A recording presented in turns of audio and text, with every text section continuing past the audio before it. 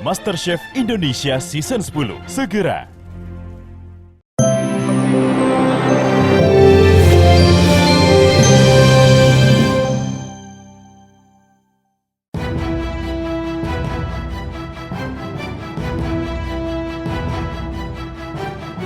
Kasus pemutusan kontrak secara sepihak yang dilaporkan Razman Nasution kembali disidangkan di Pengadilan Negeri Jakarta Selatan.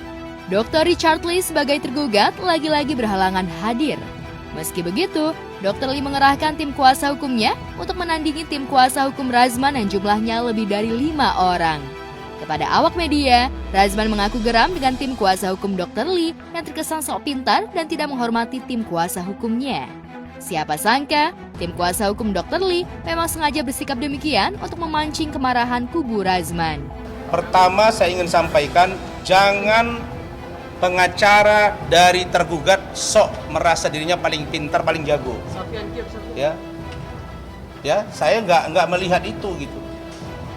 Bahwa kalau Anda membela klien Anda, silakan. Tapi apa yang saya lakukan terhadap saudara Richard Lee, seluruh Indonesia tahu. Bagaimana dia menjerit-jerit minta tolong, saya lah yang menyelamatkan dia. Dan 2 kali penangguhan dengan menggunakan kantor hukum saya.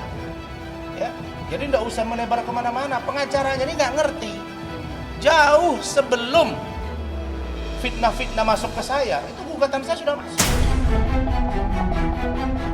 Terkesan menyepelekan dari pihak Razman. Nah, itu merupakan suatu trik kita lah. Orang berperkara kan punya trik-trik tersendiri untuk memancing emosi pihak lawan, kan begitu. Jadi dia ternyata terpancing dengan gaya kita. Jadi begini. Dan juga di sini terlihat bahwa mereka itu tidak siap untuk berperkara hari ini. Nah, ketika mengadakan saksi yang ketiga, katanya ada, akhirnya katanya baru dalam perjalanan.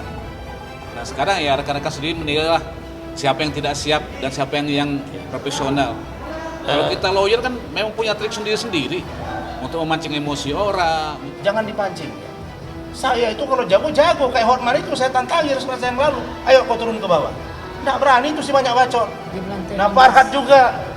Ya, jadi saya jangan mengarah ke yang tidak substantif. Dalam sidang yang beragendakan mendengar keterangan saksi dari pihak Razman, majelis hakim menolak saksi kedua yang dihadirkan kubu Razman, yaitu Ade Suryani. Pasalnya Ade Suryani adalah istri Razman, sehingga secara hukum tidak layak menjadi saksi bagi penggugat. Sedangkan saksi pertama yang merupakan mantan managing partner atau mitra pengelola law firm Razman, hanya bermitra dengan Razman dari Agustus 2021 hingga Januari 2022, sehingga tak tahu banyak dengan kontrak kerja Razman dengan Dr. Lee yang sudah terjalin sejak 3 tahun lalu. Kami ajukan keberatan kepada majelis hakim supaya saksi managing partner ini yang dari penggugat ditolak. Namun hakim mempunyai pertimbangan lain dan kami tentu hargai, dan dalam proses tanya jawab terhadap saksi, kami menemukan fakta-fakta bahwa saksi ini tidak cukup kuat untuk mendukung gugatan dari penggugat. Karena apa? Saksi ini hanya bekerja sejak tanggal 22 Agustus sampai 3 Januari 2022. Kami tidak mengkondisikan saksi, Pak. Kita sengaja itu biar dia apa adanya. Tidak kita kondisikan supaya terungkap. Tapi kalau hakim dia terkesan tidak fair, saya akan lawan. Mana peduli saya. Saksi yang kedua itu lebih aneh. Kita juga heran ya. Penggugat ini kan mengklaim bahwa dia sebagai advokat profesional lah. Tapi kenapa dia menghadirkan saksi yang jelas-jelas akan ditolak oleh majelis hakim. Jadi saksi yang kedua yang diajukan itu adalah istrinya sendiri. Saya nggak tahu istri yang nomor berapa, tapi ada istrinya yang bernama Ade Suryani.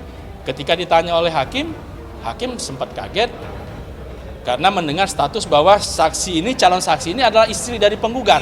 Itu kan mengusulkan. Istri saya ini, dia merangkap sebagai sespri saya pada waktu itu. Saya buatlah sespri baru, diseleksi sama istri saya, fitnah saya. Ya sudah, kita ambil sespri sekarang laki-laki. Istri saya kan sibuk, anak saya sekolah di Medan. Itu kan diajukan, boleh, kami juga tahu itu. Makanya nggak usah senyum ketawa, sok hebat. Emang dia paling paten apa pengacara? Ini kurang hebat apa ini, Pak Rian? Ini bukan, mohon maaf ini. Ini Bung Leo ini. Terus ada Pak Ibu Eli Daneti, terus ada juga itu si Rusdi. Dari keterangan Razman terungkap, ia digaji Dr. Lee sebesar 50 juta per bulan di luar penanganan kasus yang ditangani. Selama menjadi kuasa hukum Dr. Lee, Razman mengaku sudah menangani 8 kasus, termasuk kasus Dr. Lee dengan Kartika Putri yang sampai saat ini masih bergulir. Gara-gara pemutusan kontrak secara sepihak itu, Razman mengaku rugi belasan miliar, plus kerugian imaterial yang membuatnya menggugat Dr. Lee senilai 20,7 miliar.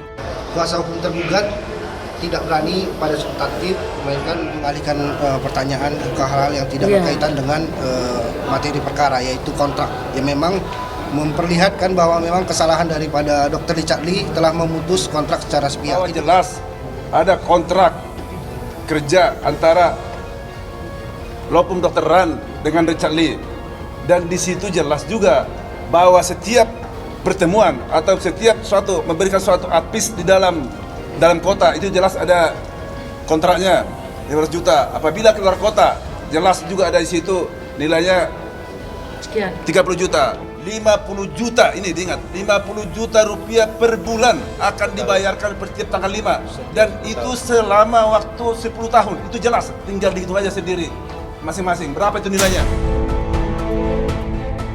Ketika disinggung soal gugatan balik Dr. Lee senilai 502,5 miliar, Razman berusaha menghindari persoalan. Ia justru mengingatkan awak media agar jangan lengah mengawal kasus Dr. Lee dengan Kartika Putri yang sudah 2 tahun belum juga P21. Razman yang terkesan tidak percaya pada penegak keadilan menantang awak media untuk menginvestigasi kasus Dr. Lee yang tak kunjung dilimpahkan ke pengadilan.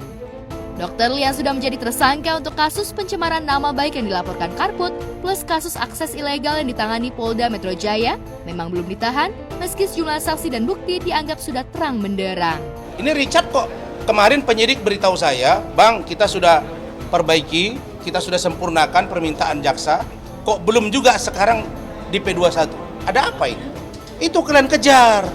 Coba kalian pikirkan, ada satu warga negara yang cuap-cuap di media, dia tersangka di 2 kasus, tapi belum diproses oleh jaksa. Ada apa ini?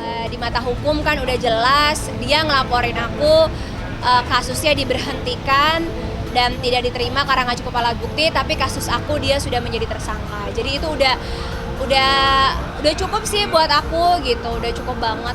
Mengungkapkan nama dia saya kan di situ mengungkapin nama ya karena kan beliau melaporkan saya, makanya saya ungkapkan nama di situ.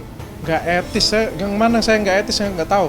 Tapi yang jelas di konten-konten saya baik dari Desember sampai dengan kapan ya, pada waktu itu 1 tahun pada waktu berkelahi pada waktu itu saya nggak pernah nyebut nama dia loh.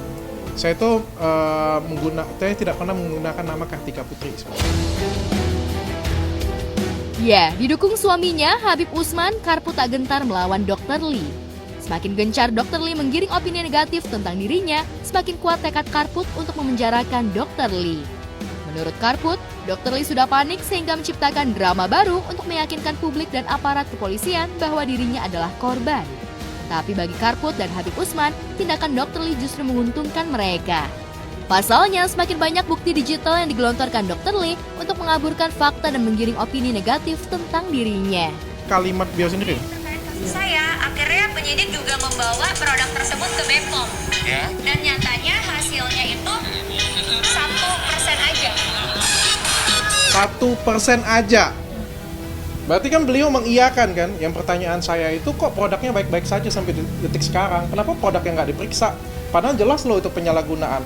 Kenapa saya yang dipidanakan?